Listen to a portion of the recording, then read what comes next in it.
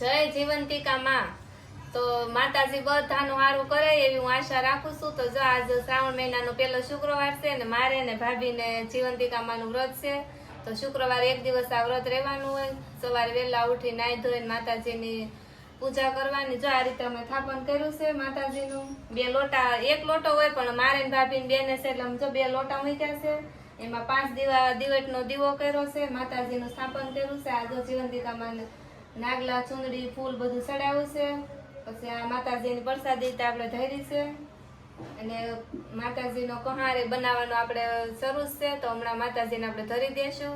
તો શુક્રવારે આ વ્રત કરવાનું હોય। માતાજી બધાના અને આપણે નાના છોકરા વિશે આ વ્રત હોય છે। તો માતાજી એનું બધું સારું કરે, નાના છોકરાની રક્ષા કરે। તો માતાજી બધાને હાજર નિર્વા રાખે એવી અમે શુભેચ્છા આપીએ છીએ।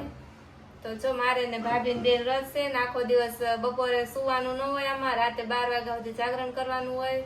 પીળા વસ્ત્રો પહેરવાના નહીં, પીળી વસ્તુ કઈ ખાવાની નહીં, પીળા માંડવા નીચે હાલવાનું નહીં, ચોખાનું પાણી આપણે ઓળંગવાનું નહીં, એવું બધું આ વ્રતમાં હોય છે।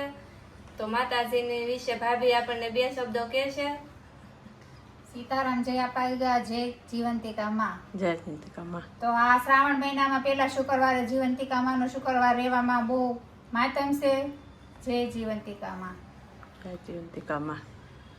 તો જો આપણે બને ત્યાં સુધી તો આપણે પહેલા શુક્રવારે જ આ વ્રત કરવાનું હોય। અને આમ તેમ આપણે ન હોય તો બીજા શુક્રવારે પણ હાલે, અને 2 શુક્રવારમાં ન થાય તો છેલ્લા 2 શુક્રવાર અંધારિયાના પણ હાલે। તો શ્રાવણ મહિનામાં કોઈ પણ શુક્રવારે આ વ્રત કરી શકાય। તો બને ત્યાં સુધી તો આપણે અંજવાળિયાનો પહેલો અને બીજા શુક્રવારે જ આ વ્રત કરશું।